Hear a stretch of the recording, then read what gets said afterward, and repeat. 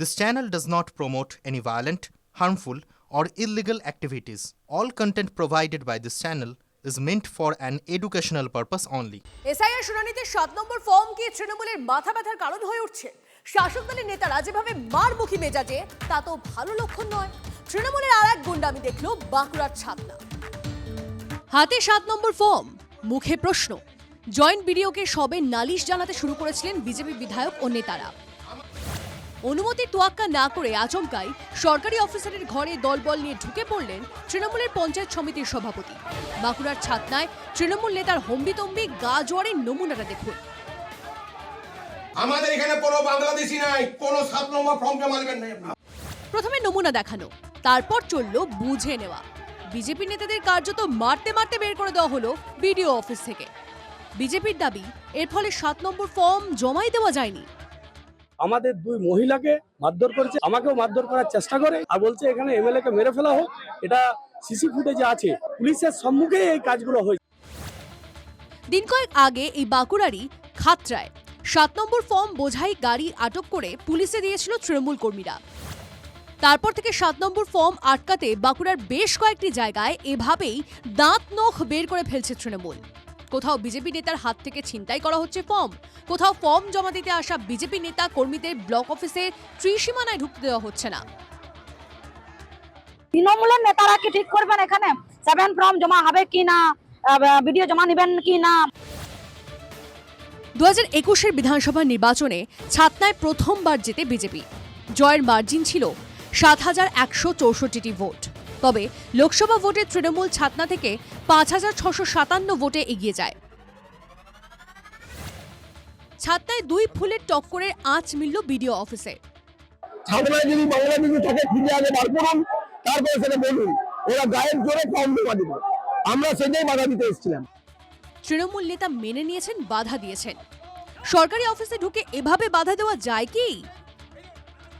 তার এলাকায় বাংলাদেশি নেই সেটা তৃণমূল নেতা জানলেন কিভাবে? এ কি মগের মুলুক? বাঁকুড়া থেকে হীরক মুখোপাধ্যায়ের রিপোর্ট, TV9 বাংলা। 199 ওয়ার্ডে আত্মঘাতী বিএলও, ফোনে রাজনৈতিক চাপের অভিযোগ স্ত্রীর। কাউন্সিলর অনন্যা বন্দ্যোপাধ্যায় থেকে শুরু করে বিধায়ক দেবব্রত মজুমদার সকলেই হাজির। তারা অভিযোগ তো অস্বীকার করলেনই, বরং নির্বাচন কমিশনের চাপেই অশোক দাস আত্মঘাতী হয়েছেন এই তথ্যটাকে মোটের ওপর সত্য করে দিলেন। গলায় দই দিয়ে সুইসাইড করেছে।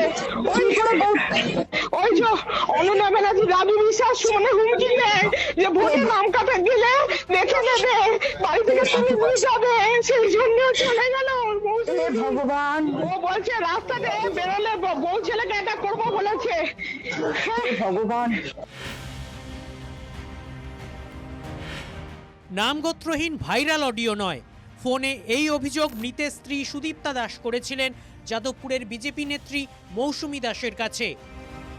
অনন্যা ব্যানার্জি এবং রাজু বিশ্বাসের এই যেভাবে ওরা থ্রেট করছিল, তার জন্য উনি প্রাণটা হারিয়েছেন, তার জন্য উনি সুসাইড করতে বাধ্য হয়েছেন। রাজু বিশ্বাস কে? রাজু বিশ্বাস হচ্ছে টিএমসির তরফ থেকে বিএলএ 2 ছিল। এখানে বিএলও আত্মহত্যা করছে তৃণমূলের ধমকানিতে, তার থেকে প্রোটেকশন দিয়ে মমতা ব্যানার্জি আর ভাইপোটাকে তুলে নিয়ে গেলে সব ঝামেলা মিটে যায়। যদিও সকালে মৃতের দাদা কাজের চাপের উল্লেখ করলেন, অনন্যা বন্দ্যোপাধ্যায়ের হুমকি নিয়ে তিনি কিছু বলেননি।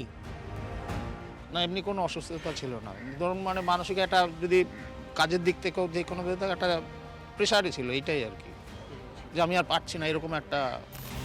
বাইপাসের ধারে বেসরকারি হাসপাতালে মৃত অশোক দাসকে নিয়ে যাওয়া হয়। সেখানে মৃতের স্ত্রীও বললেন কাজের চাপেই মৃত্যু। এসআইআর এত কাজের প্রেশারও নিতে পারিনি আমি। ওদের কি জানে এসডিও নেই, আরো সবাইকে বলেছি, হ্যাঁ ওরা প্রেশার নিতে পারিনি, ওরা কাজের চাপ। অর্থাৎ ভাইরাল অডিওতে যা শোনা গিয়েছিল তার সম্পূর্ণ অন্য দাবি। কিন্তু মৃতের স্ত্রী এটাও বললেন যে তাকে যেন কিছু বলা না হয়, তার ছেলেটা ছোট। তার মানে কি? তারপরেই সাদা টি শার্ট পরা এক তরুণ একরকম জোর করে অশোক দাসের স্ত্রীকে গাড়িতে তুলে দিলেন। আমার কিছু বলবেন না, আমার ছেলেটা দেখুন। মৃতের স্ত্রী শেষে কি বললেন? সাদা টি শার্ট পরা তরুণটি কে, যে ওভাবে মৃতের স্ত্রীকে গাড়িতে তুলে দিলেন? সেই প্রশ্নের উত্তরটা পাওয়ার আগে প্রশ্নটাই বদলে গেল। হাসপাতালে উপস্থিত বিধায়ক দেবব্রত মজুমদার অভিযোগ করলেন নির্বাচন কমিশনের চাপে এই মৃত্যু। নির্বাচন কমিশনের এই অপরিকল্পিত এসআইআর এবং অত্যধিক চাপ এবং আইনি পদক্ষেপের ভয় দেখানো বিএলওদেরকে একটা অস্বাভাবিক পরিস্থিতিতে তৈরি করেছে। তৃণমূল কাউন্সিলর অনন্যা বন্দ্যোপাধ্যায়, যার বিরুদ্ধে অভিযোগ ওই অডিওতে শোনা গিয়েছিল, তিনিও এরপর আত্মবিশ্বাসের সঙ্গে সব অভিযোগ অস্বীকার করলেন।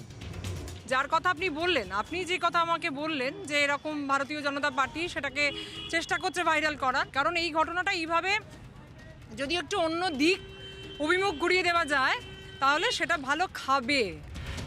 মৃতের বাড়িতে সমবেদনা জানাতে গিয়েছিলেন বাম জমানার মন্ত্রী কান্তি গঙ্গোপাধ্যায়। তিনি স্বচ্ছ ও নিরপেক্ষ তদন্তের দাবি জানিয়েছেন। উচ্চ পর্যায়ের একটা নিরপেক্ষ তদন্ত হওয়া প্রয়োজন। Bureau report, TV9 Bangla. ছিটকালিকাপুরে মৃত বিএলওর পরিবারের পাশে থাকতে দলের নেতৃত্বকে নির্দেশ অভিষেক বন্দ্যোপাধ্যায়। নন্দীগ্রাম থেকে নেতৃত্বকে ফোন সর্বভারতীয় সাধারণ সম্পাদকের। শুক্রবার বিকেলে রাসবিহারী বিধানসভার বিধায়ক দেবাশিস কুমার, বৈশ্বনাথ চট্টোপাধ্যায় ও বাপ্পাদিত্য দাশগুপ্তকে মৃত বিএলওর বাড়িতে যাওয়ার নির্দেশ দেন।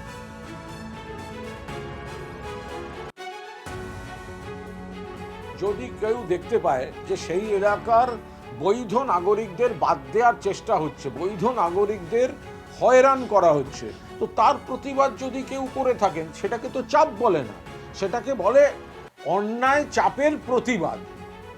অন্যায় চাপ যেটা দিল্লি থেকে আসছে যে নাম বাদ দিতে হবে, নাম কাটতে হবে, তো সেইটা তো করতে পারবে না, সেই চাপটা পড়ে যাচ্ছে এদের উপর, সেই জন্য করেছে।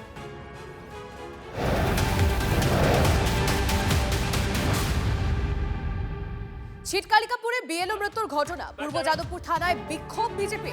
কাউন্সিলর ও তার ঘনিষ্ঠদের হুমকিতেই বিএলও আত্মঘাতী হয়েছেন বলে দাবি বিজেপি। পুলিশে পদক্ষেপ করার দাবিতে সজল ঘোষের নেতৃত্বে থানায় বিক্ষোভ পদ্ম শিবিরের।